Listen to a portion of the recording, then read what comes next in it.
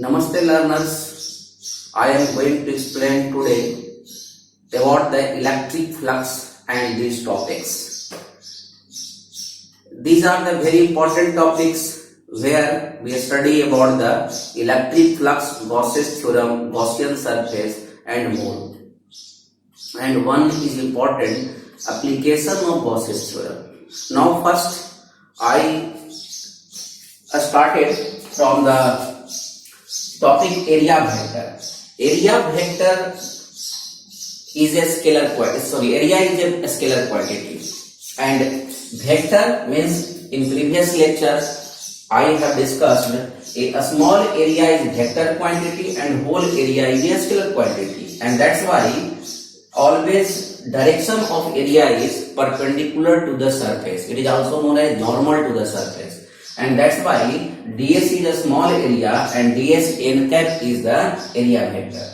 Now the second topic is electric flux. Electric flux is a mathematically known as electric flux phi, and phi is equal to E dot ds dot product. For dot product of electric field is the dot product of E dot ds, means electric vector and area vector, small area vector is the electric flux mathematically, it is called.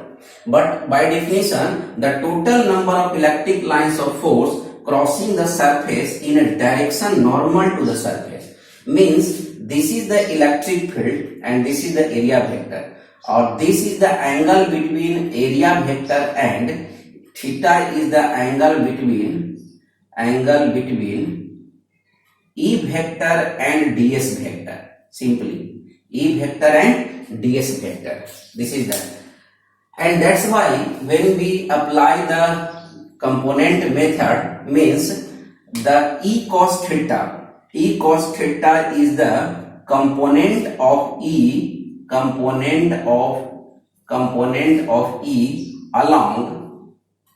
along ds vector, and that's why phi is equal to, by definition, E cos theta into ds, and that's why it is written as E vector dot ds vector. Simply this one, E vector dot ds vector. This is the dot product of two vectors. Hence electric flux is a scalar quantity. Electric flux is a scalar quantity.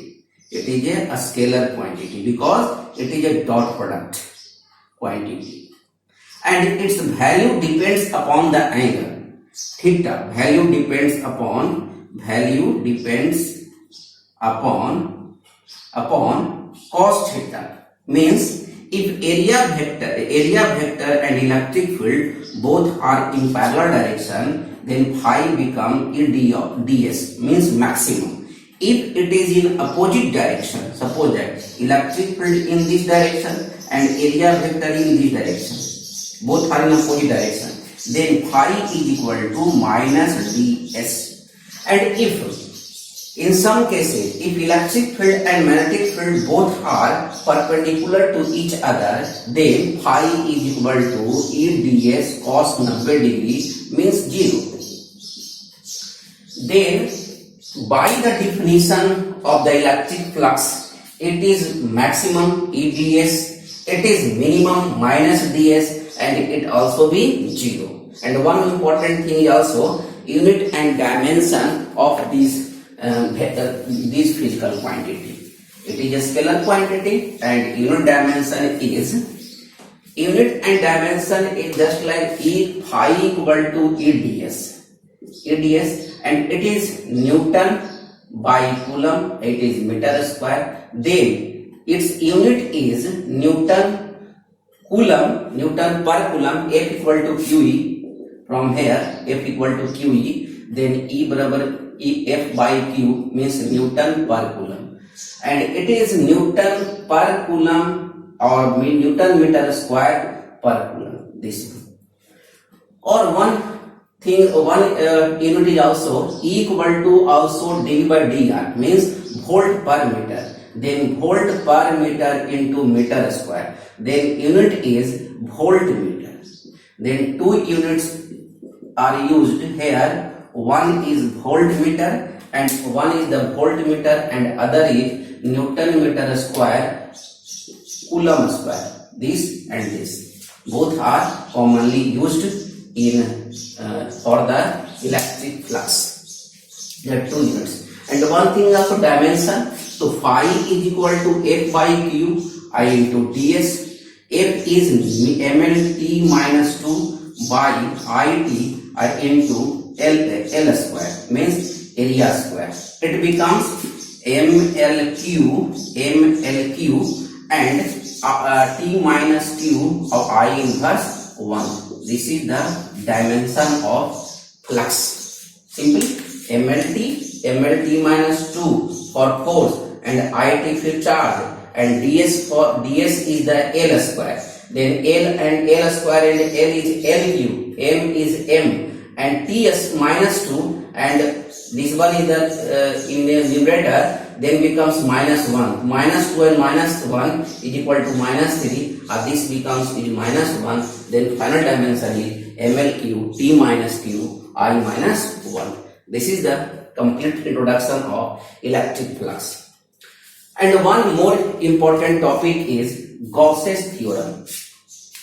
Gauss's theorem is just like a equivalent of Coulomb's law also. Just I will derive Coulomb's law from the Gauss's theorem and Gauss's theorem from the Coulomb's law, both. And here is the according to the Gauss's electric flux through a closed surface. This is important. Closed surface. And second important is enclosing a charge.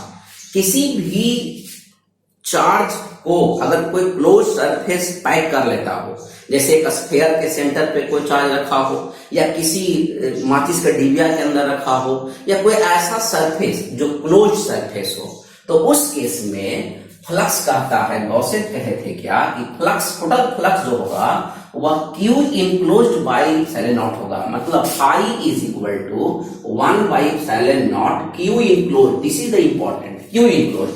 Enclosed means उसके अंदर में कितना charge pack है, कितना charge उसके अंदर में है, उसको हम लोग बोलेंगे Q इनक्लोज्ड. किसी भी क्लोज सरफेस के अंदर में जितना चार्ज होगा वह फ्लक्स जो होगा उसका 1 बाई एप्सिलॉन नॉट होगा. हम लोग कुछ इसका एग्जांपल देखेंगे, पहले इसको समझ लें.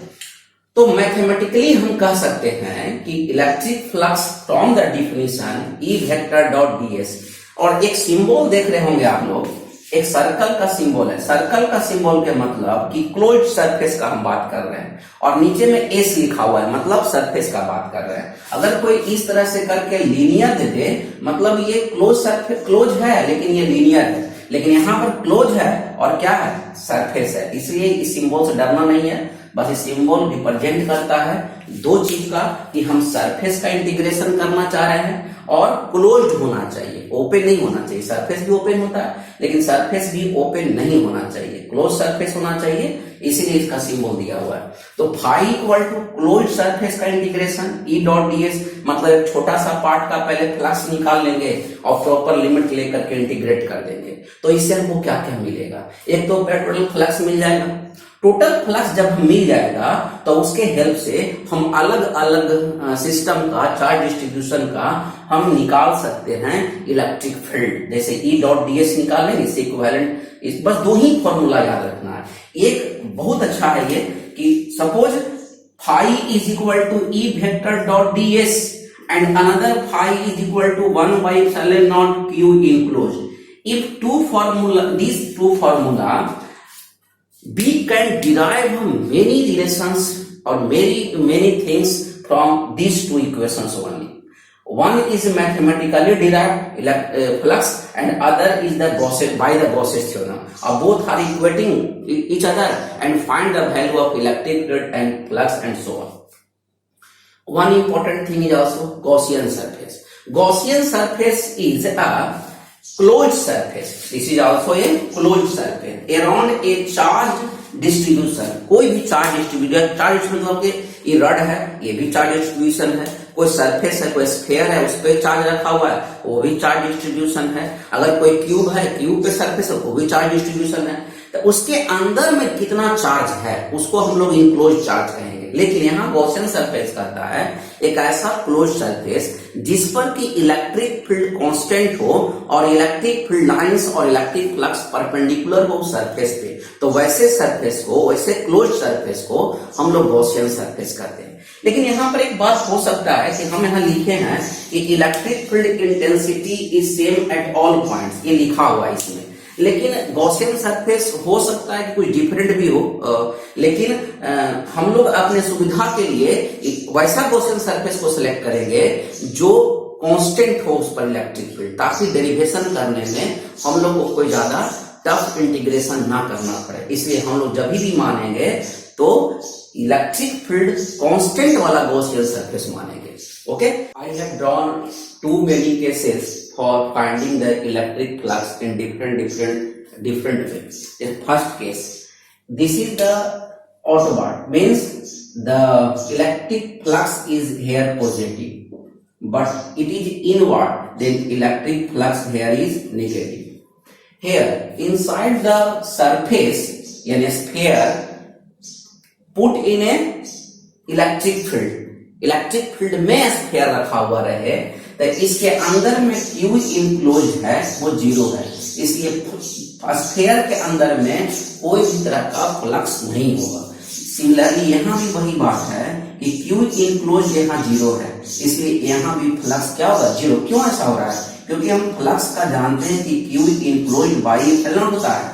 Q enclosed is 0, then flux is also 0. And in this case, also Q enclosed is 0, means flux is 0. In this case, the charge is here, inside the surface. Hence, the electric flux is Q upon epsilon naught. Here also Q upon epsilon naught. Flux is equal to Q upon epsilon naught. In this case, they are very common case.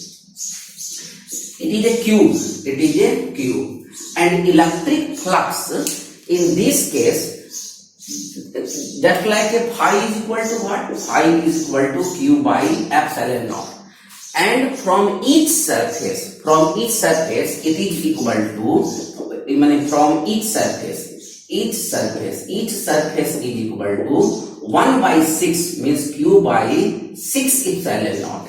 From the one surface 1 by 6 Q by epsilon naught, and for the whole cube Q by epsilon naught. This question is many times asked. Here also is plus charge, then flux is, because it is a closed surface, then flux is Q by epsilon naught. Here there is no charge inside this surface, hence here also electric flux is 0. Here also electric flux 0, because this is the no enclosed charge. But here, this is the case, this is the different case. This is the electric field in this direction, then total incoming electric field is equal to total outgoing electric field. That's why electric flux 0. Here, you may also define these cases. Electric field, emitting electric means the half surface is equal to electric flux of half surface is equal to electric flux of another half surface, and one is taken as positive and other is taken as negative, and adding these two becomes the 0. Here also same case, here also same case, here also same case. But in this case, it means this means the electric field lines emerging from the center, means some charges should be placed here. कुछ ना कुछ यहाँ पे charge होना चाहिए, तब इस तरह का इलेक्ट्रिक फील्ड निकल रहा है। इसका मतलब कि टोटल फ्लक्स के टोटल अगर सरफेस होता तो निकलता Q by epsilon naught। अगर total for complete sphere, for whole sphere भी कर सकते हो, फॉर होल स्फीयर अगर ये पूरा स्फीयर होता तो होता Q by epsilon naught, लेकिन है तो ये आधा ही, इसलिए इसका फ्लक्स जो होगा वो उसको 1/2 कर देते हैं, तो यहाँ भी 1/2 Q by epsilon होगा, मतलब आधा सरफेस के लिए।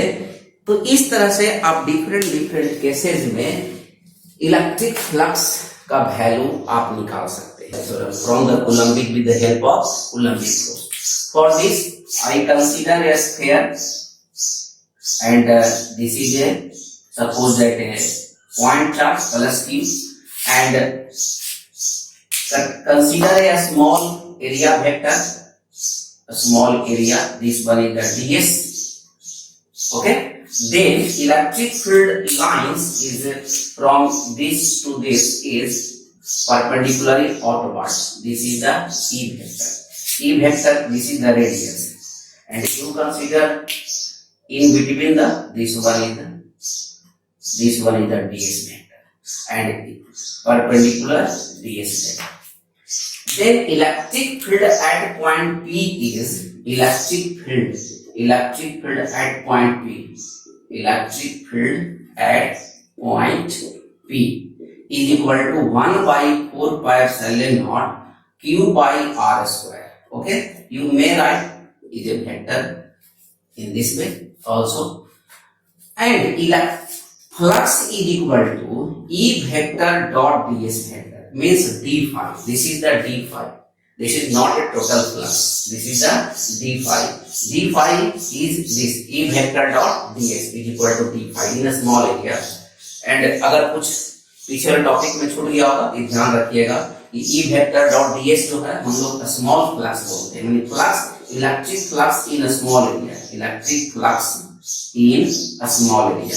अगर छूट गया होगा, क्योंकि ध्यान नहीं होगा, तो स्मॉल एरिया में जो फ्लक्स होगा उसको हम डी फाई कहते हैं, ई डॉट ds कहते हैं. और अगर टोटल फ्लक्स लिखेंगे तो ये इस तरह का सिंबल में ई वेक्टर डॉट ds आएगा. ठीक है, ये बेसिक बहुत टेक्निकल है, इसको देख लेना.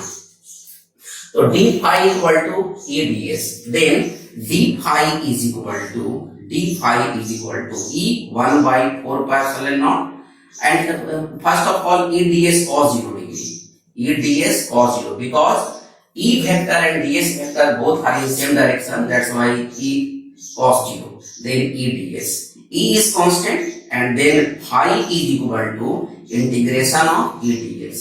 Here is e phi is equal to e means 1 by 4 pi epsilon naught clearly of q by r square, and this is integration of ds from 0 to 4 pi r square, 0 to 4 pi r square. Then this is equal to 1 by 4 pi epsilon naught q by r square into 4 pi r square minus 0. This is 4 pi square is the surface area of a sphere is equal to 4 pi r square, and that's why I have written here 4 pi epsilon naught q by r square into 4 pi r square. Then 4 pi square you cancel out, the remaining is q by epsilon naught. This is the Gauss's theorem.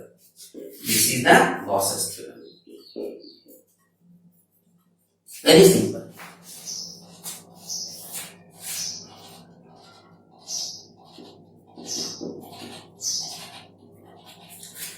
Now the second derivation is derivation of electric force with the help of Gauss's theorem.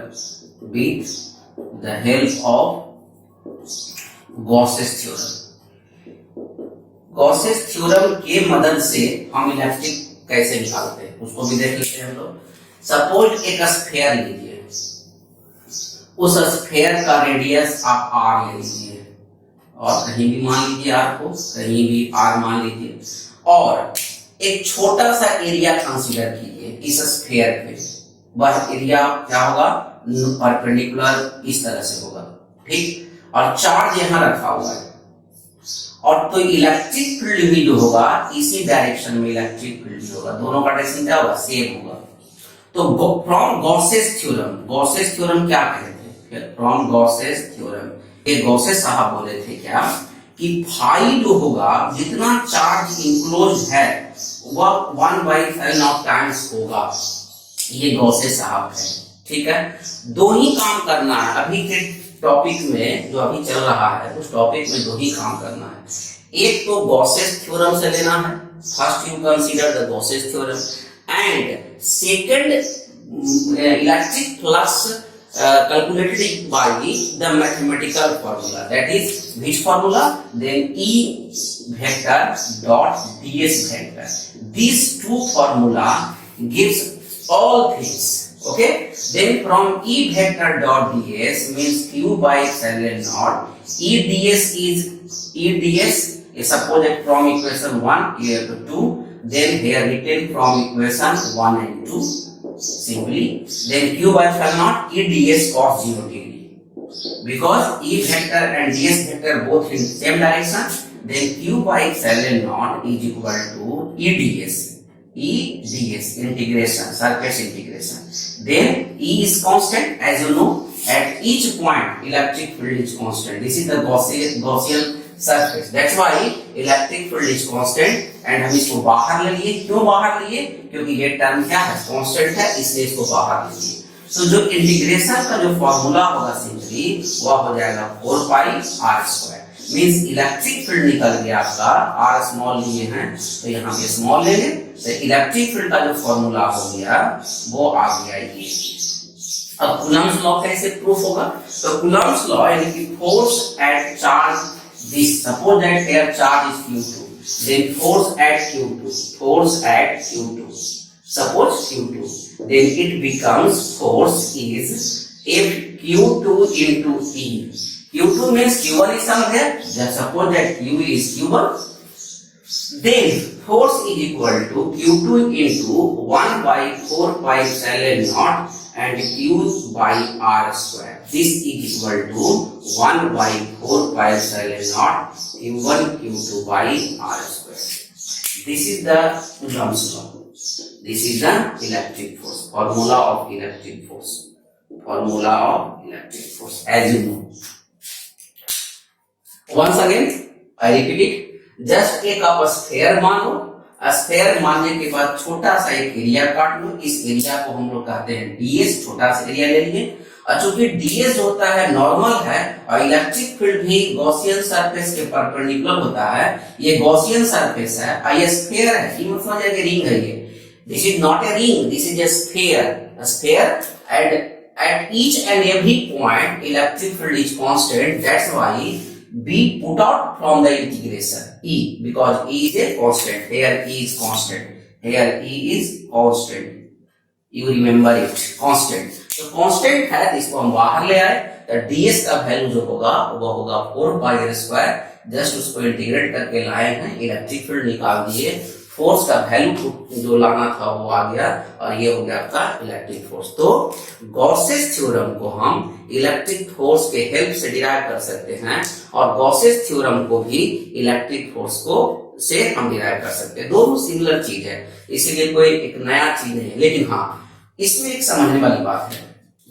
पहले आप इसको और ये दोनों formula को एकदम आप use to हो जाइए. ये दो फॉर्मूला अगर आप यूज टू हो गए तो आने वाला टॉपिक जो है, जो बड़ा बड़ा इंटीग्रेशन हम लोग करते थे, अब छोटा छोटा में आप लोग डेरिवेशन कर लेंगे. Lots of it. Two case, one is the electric field due to infinite charge rod and other is electric field due to infinite charge sheet. There are two cases, and this derivation is also already I have done.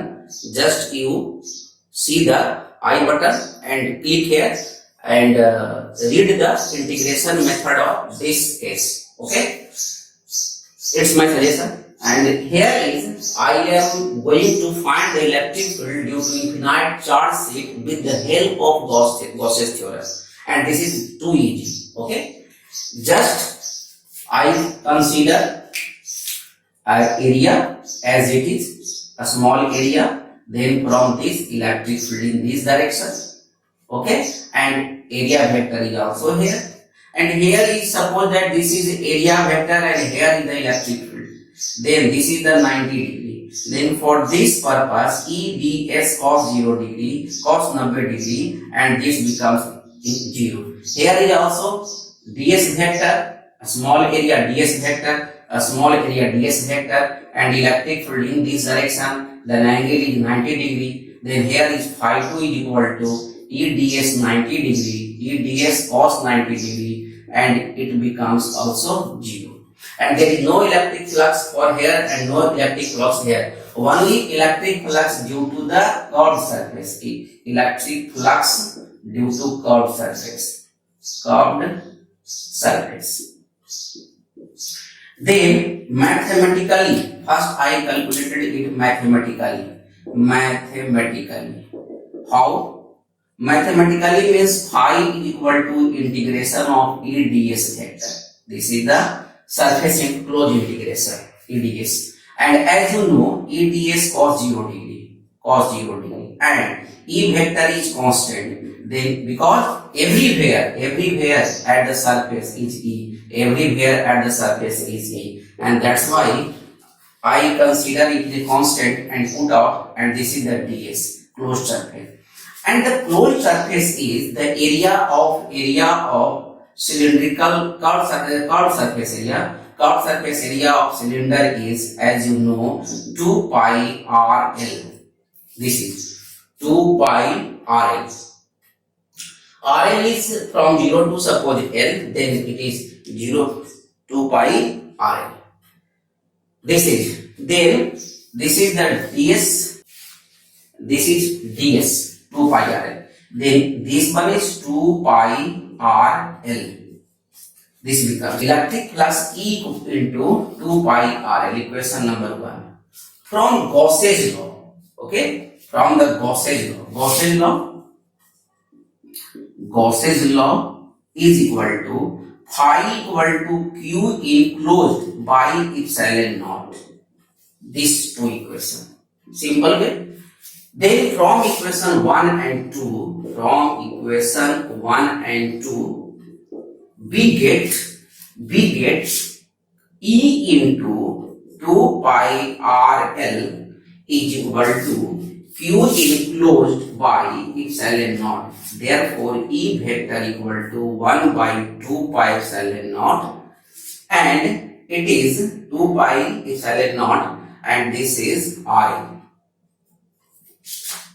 E equal to this, and Q, and Q equal to lambda L, as you know, 2 pi epsilon naught RL, and there is QL. Then L cancel out, then electric field is equal to lambda by 2 pi epsilon naught R. This is our required formula. Here E is inversely proportional to R, as you know. Lambda by infinite charge sheet. This is the infinite. That's why I am drawing curve line. This is the infinite. This is the infinite charge sheet. This is the infinite charge sheet. And I consider the Gaussian surface. Here there are two Gaussian, one curved surface and other is this surface. Suppose this one is ds also. Here also this one is the ds vector and electric field in this direction. And then flux is 0 because eds cos 90 degree, then flux is 0 for this surface, and this surface is 2. And this is the this one is also phi. This one is phi 1 here, and this one is to phi 2, because both direction, this one is a scalar quantity, and that means this one is added, but here is 0. Here is 0 because electric field and area vector both are perpendicular to each other, and hence it is 0. Then phi 1 is equal to, just like this is the area. A is the area of circular cat. एक question यहाँ पे उठता है कि sir ऐसा ही क्यों consider किए? तो गॉसियन सरफेस आप अपने हिसाब से जिस तरह से सूट करे सिस्टम को उस तरह से कंसीडर करना चाहिए। यहाँ चूंकि इनफिनाइट शीट है, एक छोटा सारा हम पार्ट कर ले इसको एक, तो हमको क्या मिलेगा? एक एरिया ऑफ टोटल एरिया ही मिलेगा, किसका? शीट का टोटल एरिया ऑफ शीट, या हम कह सकते हैं कि total area of sheet, area of circular cap है ना, टोटल मिला करके। तो हम इसको लिख सकते हैं phi equal to E A plus E A, तो ये हो जाएगा कितना? Two E A plus E equal to two E A. And from Gauss's theorem, as you know, from Gauss's theorem phi is equal to q enclosed by epsilon naught, equation number 2, and this is equation number 1. Then from equation 1 and 2, this one is equal to 2EA is equal to Q by epsilon naught. and then electric field is equal to Q by 2A epsilon naught, means sigma by electric field equal to sigma by 2 epsilon naught. दो ही काम करते हैं Gauss's theorem के help से। अगर कभी भी निकालना हो इलेक्ट्रिक फील्ड, दो काम करते हैं। एक तो काम करते हैं कि फ्लक्स निकालते हैं मैथमेटिक्स से, दूसरा काम क्या करते हैं, गॉसेस थ्योरम लिखते हैं, दोनों को इक्वेट करते हैं और वैल्यू निकल जाता है। लेकिन यहाँ पे ध्यान देना होगा कि ये जो हम केस लिए हैं ये थीन है। थीन क्यों कर रहे हैं, क्योंकि दोनों सरफेस का जो चार्ज है एक ही है। अगर दोनों का सरफेस का चार्ज अलग अलग हो तो उसको हम ठीक करते हैं। जैसे कि एग्जांपल आपको हम देते हैं कि अगर कोई बुक है तो बुक का अगर एक सरफेस हम कंसीडर करें, एक पेज हम कंसीडर करेंगे तो वो एक थीन होगा। लेकिन अगर पूरा बुक कंसीडर करेंगे तो इधर भी चार्ज होगा, इस सरफेस पर भी चार्ज होगा, दोनों का चार्ज जुटेगा, बाकी सब सेम रहेगा, लेकिन केवल चार्ज जो जुटेगा वो डबल हो जाएगा। जैसे कैसे, फाई जो निकालिएगा तो वो 2EA होगा ही होगा, इक्वेशन नंबर 1। लेकिन गॉसेस थ्योरम जब निकालिएगा तो Q इनक्लोज्ड लिखिएगा, बाई क्या लिखिएगा, इप्सिलॉन नॉट। तो यहाँ पे जो वैल्यू होगा सिग्मा इनटू 2A कर देना होगा और तब दोनों इक्वेशन को इक्वेट कीजिएगा कि फ्रॉम इक्वेशन 1 एंड 2, तब जाकर के आपका वैल्यू होगा 2EA equal to sigma 2A by epsilon naught. And this one 2 and 2 cancel, then electric field is equal to A cancel, then electric field equal to sigma by epsilon naught. This is for thick sheet। ये sheet वही है लेकिन thick है, और यहाँ sheet वही है लेकिन वह क्या थीन है। थीन का मतलब चार्ज एक साइड अपीयर करेगा और थिक का मतलब कि चार्ज दोनों साइड अपीयर करेगा। तो उस केस में हम लोग सिग्मा बाय एप्सिलॉन नॉट लेंगे। लेकिन एक दोनों इक्वेशन में एक चीज है कि electric field is independent of R vector. Independent, यहाँ पे एक नोट करने का पॉइंट है कि इंडिपेंडेंट ऑफ आर का इंडिपेंडेंट है। मतलब इलेक्ट्रिक फील्ड जो इनफिनाइट शीट से निकलेगा वो आपका आर पे डिपेंड नहीं करेगा। मतलब यूनिफॉर्म इलेक्ट्रिक फील्ड ये प्रोड्यूस करेगा, कौन, इनफिनाइट शीट। इसलिए इंपॉर्टेंट है। इसी में एक केस आता है एग्जांपल में कि अगर क्वेश्चन भी है एनसीईआरटी में, इसको देख लीजिएगा। क्वेश्चन क्या है कि अगर कोई थीन शीट ले रहे हैं आप, प्लस चार्ज है ना, उसी में एक और शीट ले रहे हैं, यहाँ भी प्लस चार्ज है मान लीजिए, और दोनों चार्ज के बीच में हमको निकालना है। इसका भी सिग्मा 1 मान लीजिए, इसका सिग्मा 2। सिग्मा 1 सिग्मा 2 क्या रिप्रेजेंट कर रहा है, it represents the surface charge density. Surface charge density. अच्छा, होता क्या है ये समझिए पहले बात। 3 रीजन है, रीजन 1, रीजन 2, रीजन 3। उल्टा भी कर सकता है, ये प्लस कर देगा, ये माइनस कर देगा, ये माइनस कर देगा, ये माइनस कर देगा, वो आप पर डिपेंड करता है। इसको कैसे लीजिएगा, एक वैसे क्वेश्चन सेट करता है। एक हम बता दे रहे हैं, जैसे ये पॉइंट, 3 पॉइंट आपको दिया गया है क्वेश्चन में, 3 पॉइंट दिया गया है। अगर इस पे हम +1 चार्ज रखें, इस पे प्लस, कहीं भी हम टेस्ट चार्ज क्या लेते हैं, +1 लेते हैं फाइंड करने के लिए। तो इसके कारण से इस पर इधर इस डायरेक्शन में इसका नाम दे दीजिए 1 प्लेट, इसका नाम दे दीजिए 2 प्लेट। तो इधर 1 हो जाएगा इलेक्ट्रिक फील्ड, और इसके कारण भी इलेक्ट्रिक फील्ड कितना हो जाएगा, 2 होगा। तो टोटल इलेक्ट्रिक फील्ड हम इसको माइनस साइन रिप्रेजेंट कर रहे हैं, किस लिए, क्योंकि अगर हम इधर x एक्सिस मानते हैं तो इस तरफ क्या हो जाएगा, -x एक्सिस, इसलिए इसको माइनस साइन दे रहे हैं। तो इवन जो होगा आप लिखिएगा सिग्मा बाई, वहां तो लिखा हुआ है सिग्मा 1 बाई 2 इप्सिलॉन नॉट, दो फील्ड है, और plus sigma 2 by 2 epsilon not simply. तो इसको आप लिख दीजिए कि -1 by 2 epsilon not sigma 1 plus sigma 2, कहां, रीजन 1 में। उसी तरह से अगर रीजन 2 में निकालना चाहिएगा इस पॉइंट पे, तो ये जो इलेक्ट्रिक फील्ड यहाँ प्लस रखे हैं तो ये रिपेल करेगा इधर, ये क्या करेगा, इस साइड में इसको रिपेल करेगा E2। अब डिपेंड करता है कि कौन बड़ा है, तो मान लेते हैं कि सिग्मा 1 बड़ा है किससे, सिग्मा 2 से। तो सिग्मा 1 बड़ा है तो सिग्मा ये बड़ा है, इसका मतलब जो हो जाएगा सिग्मा 1 और माइनस क्या कर दीजिएगा सिग्मा 2। तो आप तो पता नहीं है तो माइनस कर रहे हैं तो 2 इप्सिलॉन नॉट सिग्मा 1 माइनस क्या कीजिएगा सिग्मा 2। सिंपल। तीसरा केस में निकालना होगा कि थर्ड रीजन में क्या होगा इलेक्ट्रिक फील्ड। तो इस केस में आप क्या कीजिएगा दोनों का डायरेक्शन तो सेम हो जाएगा। क्यों सेम होगा? ये प्लस है रिपेल करेगा, ये भी प्लस है ये भी प्लस है ये भी रिपेल करेगा। तो इलेक्ट्रिक फील्ड जो निकलेगा कौन रीजन में? थर्ड रीजन में। ये था सेकंड रीजन, ये फर्स्ट रीजन, थर्ड रीजन।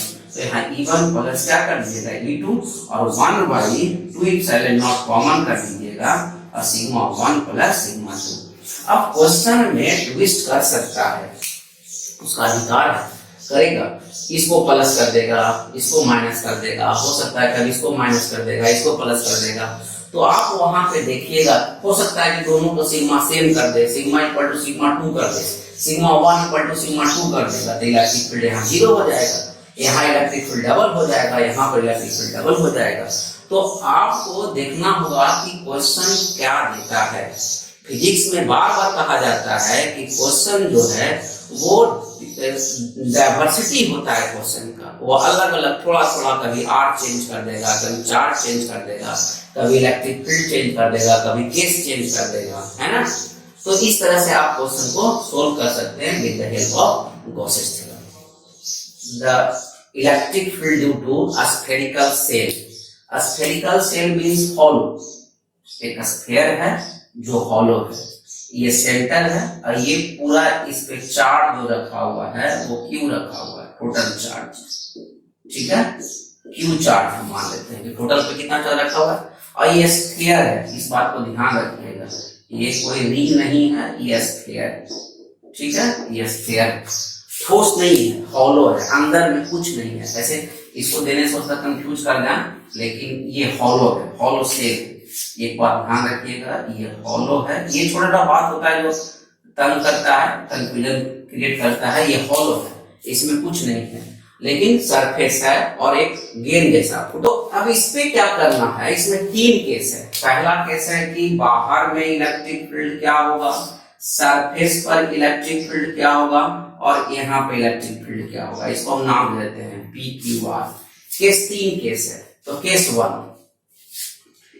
1 में कह रहा है कि electric field at point P। Case 1 point P का मतलब क्या होगा, इस सरफेस पे गॉसियन सरफेस बनाइएगा। इस तरह से एक गॉसियन क्या बनाइएगा, एक गॉसियन सरफेस बनाइएगा। इस गॉसियन सरफेस पे एक छोटा सा एरिया ds काटिएगा, तो इलेक्ट्रिक फील्ड आपका इधर शो करेगा और ds भी इधर ही शो करेगा। तो जो फ्लक्स निकलेगा यहाँ वही निकलेगा। E.ds निकालिएगा, इसका इंटीग्रेशन कीजिएगा, है ना। तो क्या निकलेगा, ये E.ds cos 0 डिग्री। तो cos 0 होगा तो कितना हो जाएगा, E बाहर कर लेंगे, ds ये होगा, है ना। तो E इंटू 4 पाई। अब ये दूरी को क्या मानेंगे, अब डिस्टेंस तो लेना होगा। ये डिस्टेंस को आप r मान रहे हैं, ये इसको r मत मानिए, तो इसको o मान लीजिए। तो अब ये r डिस्टेंस है, तो ये डिस्टेंस को आप स्मॉल r मान लीजिए, स्मॉल r डिस्टेंस। तो यहाँ स्मॉल r लिखना होगा। इक्वेशन नंबर 1 हो गया। एंड फ्रॉम गॉसेस थ्योरम क्या कहे थे, गॉसेस साहब क्या कहे थे, गॉसेस थ्योरम से क्या था कि फ्लक्स जो है वो टोटल चार्ज होगा इसमें, इस गॉसियन सरफेस में। This is the Gaussian surface. ये जो सरफेस आप बनाए हैं ये जो है गॉसियन सरफेस है। गॉसियन सरफेस हम बताए थे एक ऐसा सरफेस जो एक पूरे चार्ज बॉडी को पूरा कवर कर ले। उसको कवर करने के बाद जो एरिया आएगा वह एरिया, मतलब ये रेडियस हो गया, ये कौन सा रेडियस है, ये r है। तो इसका जो एरिया हुआ वो कौन सा एरिया हुआ, 4 पाई r स्क्वायर। और ये दोनों इक्वेशन को आप मिला दीजिए, equation from equation 1 and 2, from equation 1 and 2। तो क्या हो जाएगा, Q by epsilon naught is equal to E into 4 pi r square. अरे ये तो आप जानते ही थे फॉर्मूला, है ना। कहाँ जानते थे भाई, ये फॉर्मूला आप जानते थे, बताते हैं कहाँ। एक क्वेश्चन भी हम पूछे थे आप लोग से कि कौन सा ऐसा कंडीशन होगा जो चार्ज डिस्ट्रीब्यूशन के कारण इलेक्ट्रिक फील्ड इन पॉइंट चार्ज जैसा बिहेव करेगा। तो देखिए ये पॉइंट चार्ज जैसा बिहेव कर रहा, E बराबर इक्वल टू 1/4 E y क्या है r square, behaves as a point charge, behaves as a point charge, point charge हो गया। यही तो था पॉइंट जैसा, मतलब ये चार्ज बॉडी है और इस पॉइंट पर इलेक्ट्रिक फील्ड निकाले हैं तो हमारा आया है E equal to 1/4 Q by r square. अगर r का वैल्यू r कर दे तो r का वैल्यू r कर दीजिएगा, इक्वेशन हो जाएगा 1/4 Q by r स्क्वायर। यानी यह वैल्यू जो होगा ये वैल्यू सबसे मैक्सिमम होगा, मैक्सिमम वैल्यू इस केस का सबसे मैक्सिमम वैल्यू होगा। मैक्सिमम क्यों कह रहे हैं, क्योंकि जब अंदर में आप जाइएगा, इसके अंदर में आइएगा, तो इस केस में इसके अंदर में आइएगा तो इलेक्ट्रिक फील्ड कहीं भी होगा तो वह जीरो होगा। क्यों होगा, तो इलेक्ट्रिक फील्ड केस ये हो गया 1, ये यहाँ केस हम लोग क्या किए 2 किए, मतलब इलेक्ट्रिक फील्ड एट Q किए। अब electric field case electric field at centre Q in close तो यहाँ है ही नहीं, यहाँ तो जीरो, तो यहाँ जीरो, तो टोटल इलेक्ट्रिक फील्ड क्या हो जाएगा जीरो। और अगर हम सेंस से समझेंगे तो आप देखिएगा कि इलेक्ट्रिक फील्ड जब सेंटर पे आते हैं तो इलेक्ट्रिक फील्ड क्या होगा, सेंटर पे आते हैं तो इलेक्ट्रिक फील्ड क्या होगा। अब मान लेते हैं कि ये चार्ज है, ये पूरा चार्ज बॉडी पूरा स्फीयर है, चार्ज है, तो प्रत्येक यहाँ +1 देंगे और प्रत्येक इलेक्ट्रिक फील्ड एक दूसरे को कैंसिल करेगा और सेंटर पर क्या होगा इलेक्ट्रिक फील्ड जीरो होगा। सेंटर पर ही नहीं कि किसी भी पार्ट में इनसाइड इलेक्ट्रिक फील्ड हमेशा जीरो होगा। अब एक बात और है, एक रिलेशन और निकालना है कि E इक्वल टू dV/dr, ये पढ़े हैं आप लोग, मतलब कि अगर E बराबर जीरो हो रहा है और ये dV/dr है तो इसका मतलब V हमेशा कांस्टेंट होगा। मतलब अगर इस पर कितना भी कोई कह दिया कि सरफेस पे 5 वोल्ट पोटेंशियल, कोई कह दिया कि सरफेस पे 5 वोल्ट पोटेंशियल है, तो अंदर में कितना होगा, तो अंदर में भी 5 वोल्ट पोटेंशियल होगा। बाहर में अगर 10 कह दिया, सरफेस पे 10 कह दिया, तो अंदर में भी 10 होगा। मतलब electric field at the surface जो होगा वो कांस्टेंट होगा और electric field inside the surface जो होगा वो जीरो होगा, लेकिन पोटेंशियल क्या होगा, पोटेंशियल कांस्टेंट होगा। यानी कि ये इस रिलेशन से आप बहुत कमाल कर सकते हैं कि अगर कहीं भी इलेक्ट्रिक फील्ड दिया हो तो आप केवल डिफरेंशिएशन कर दीजिए तो आपका इलेक्ट्रिक फील्ड मिल जाएगा, या इंटीग्रेशन कर दीजिएगा तो इलेक्ट्रिक पोटेंशियल मिल जाएगा। इसलिए फॉर्मूला को ध्यान रखिएगा कि डिफरेंशिएशन कीजिएगा V का तो आप जो है इलेक्ट्रिक फील्ड मिल जाएगा आपको, और इंटीग्रेट कर दीजिएगा तो इलेक्ट्रिक पोटेंशियल मिल जाएगा। एक और चीज यहाँ समझाना है, क्या समझाना है, ग्राफ क्या समझाना भी। हम लोग 3 केस देखे। पहला केस देखे आउटसाइड, जब आउटसाइड लिखिएगा कि इलेक्ट्रिक फील्ड आउटसाइड जब आप लिख रहे हैं तो जो फॉर्मूला आ रहा है 1/4 Q by r स्क्वायर आ रहा है, लेकिन एट सरफेस जो आ रहा है वह सरफेस पे electric field equal to 1/4 Q by r square आ रहा है, और इनसाइड स्फीयर जो आ रहा है वो आ रहा है जीरो। मतलब इलेक्ट्रिक फील्ड जो वैरी कर रहा है वो जीरो से r तक जा रहा है। मतलब ये अगर हम इसको r कर दे, इसको हम इलेक्ट्रिक फील्ड कर दे, तो r तक तो आपका कोई इलेक्ट्रिक फील्ड नहीं है, कोई इलेक्ट्रिक फील्ड नहीं है। उसके बाद ये E inversely proportional to r square, और ये मैक्सिमम वाला पॉइंट है E इक्वल टू कितना KQ by r square, KQ by r square this. ये तो ग्राफ इंपॉर्टेंट, ये क्वेश्चन बहुत बार पूछ चुका और डेरिवेशन तो है। ओके, सेकंड केस है, इसमें हम सेकंड केस भी पढ़ेंगे और स्फेरिकल सेल। अब हॉलो की बात नहीं करेंगे, यहाँ पर सॉलिड की अब बात करेंगे। स्फेरिकल चार्ज करेंगे और सॉलिड की बात करेंगे, उसमें थोड़ा सा डिफरेंस आएगा जो अभी हम डिस्कस करते हैं। अब आते हैं सॉलिड पे।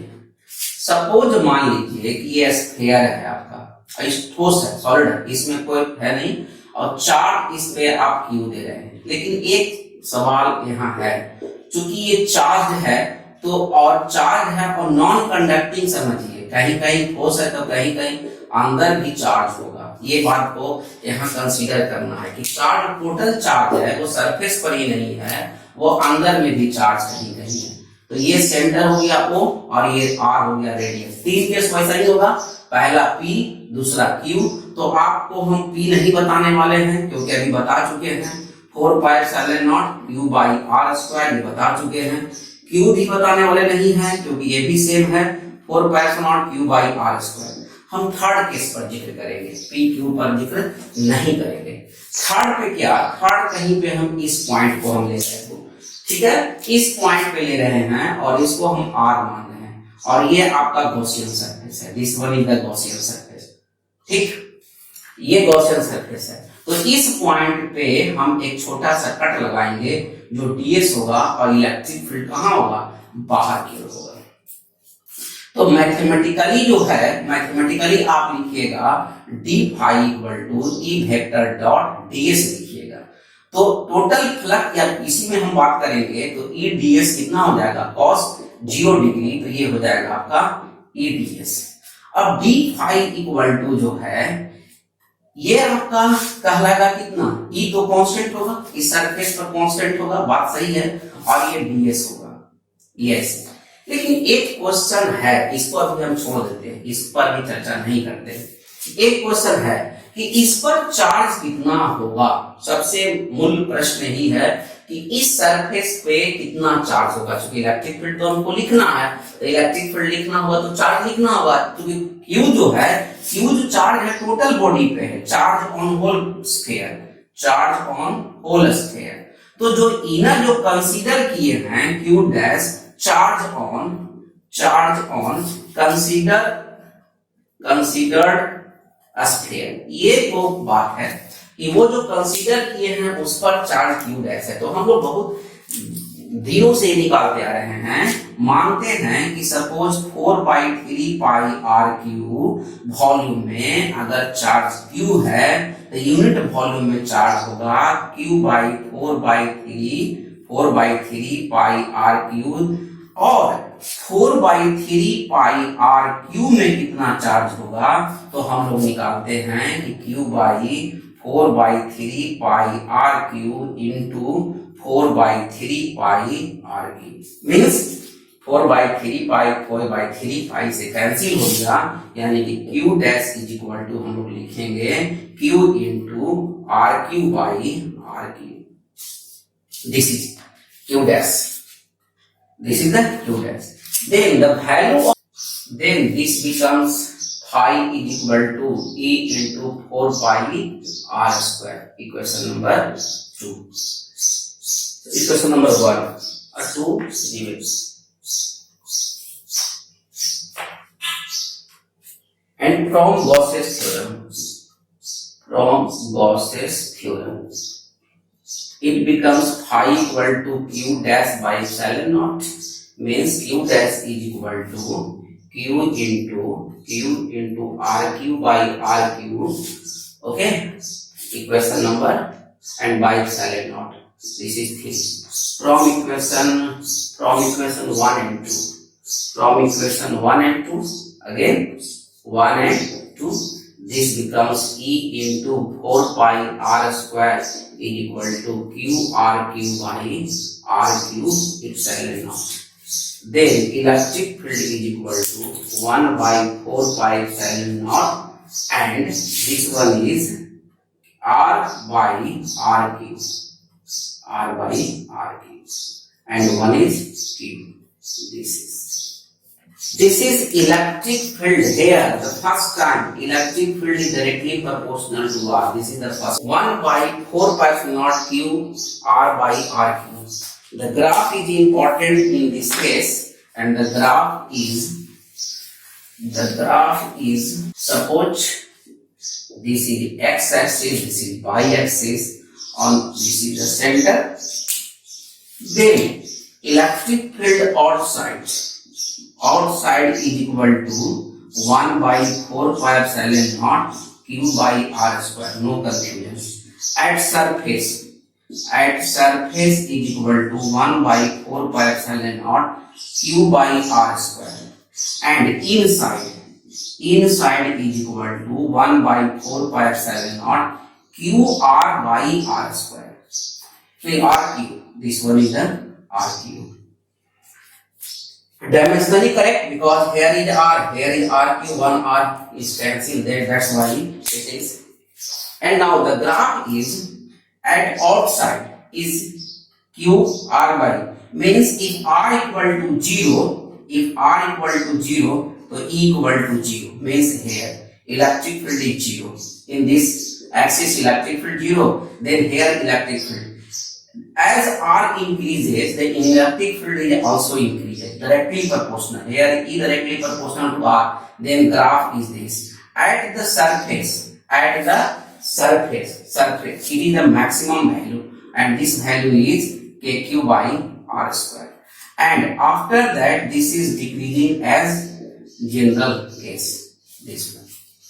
Then this is the graph of first case, E directly proportional to r,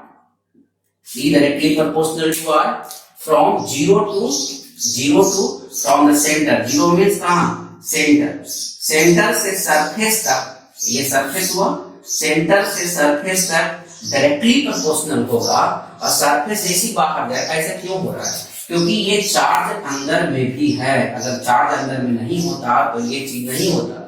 charge की सेंटर से सरफेस तक वैरी कर रहा है लीनियरली, इसलिए लीनियरली इलेक्ट्रिक फील्ड है, और ये इस तरह से inversely proportional to R square होगा।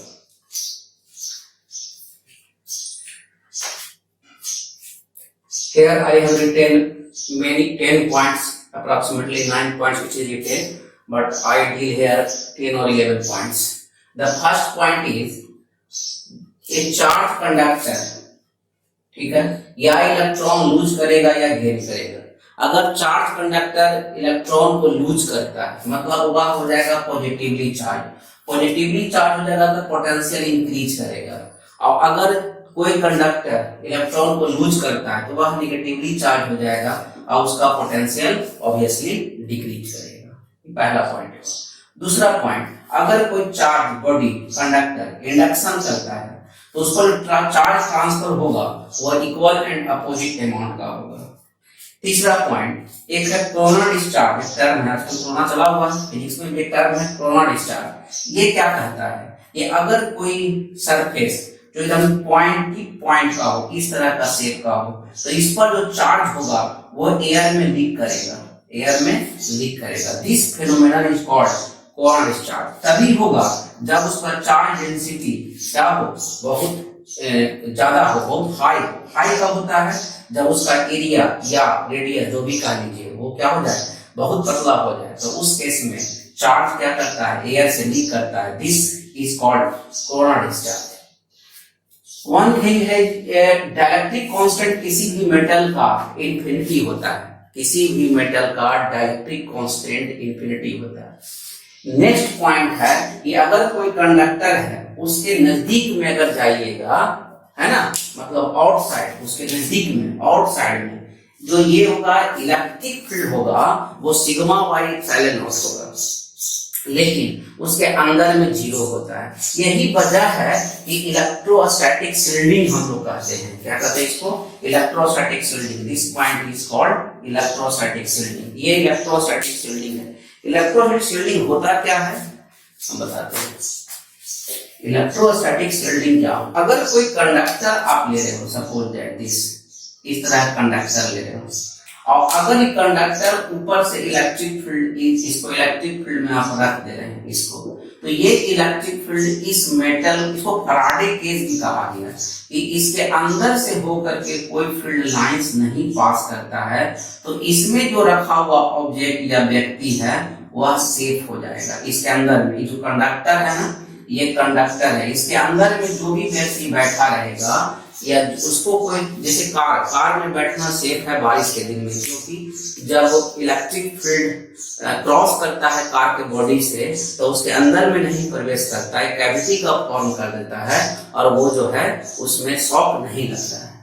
नेक्स्ट है point conductor in equipotential surface. हाँ, कोई भी कंडक्टर इक्विपोटेंशियल सरफेस की तरह बिहेव करता है, मतलब उसके अंदर में जितना भी उसके अंदर में होगा उसका पोटेंशियल कांस्टेंट होगा। इसके मेटल के कंडक्टर होना चाहिए और होना चाहिए। एक पॉइंट यहाँ और दिया हुआ है, ये पॉइंट क्या कर रहा है, यहाँ का एरिया ज्यादा है, इस पॉइंट का एरिया कम है, इस पॉइंट का एरिया कम है। इसका मतलब वहां सरफेस चार्ज डेंसिटी ज्यादा होगा, मतलब किसी मेटल सरफेस पे यूनिफॉर्म सरफेस चार्ज डेंसिटी नहीं होता है। क्यों नहीं होता है? क्योंकि उसका एरिया अलग अलग हो। जिस तरह का एरिया रहेगा, एरिया कम रहेगा तो सरफेस चार्ज डेंसिटी ज्यादा होगा, एरिया ज्यादा रहेगा तो सरफेस चार्ज डेंसिटी कम रहेगा।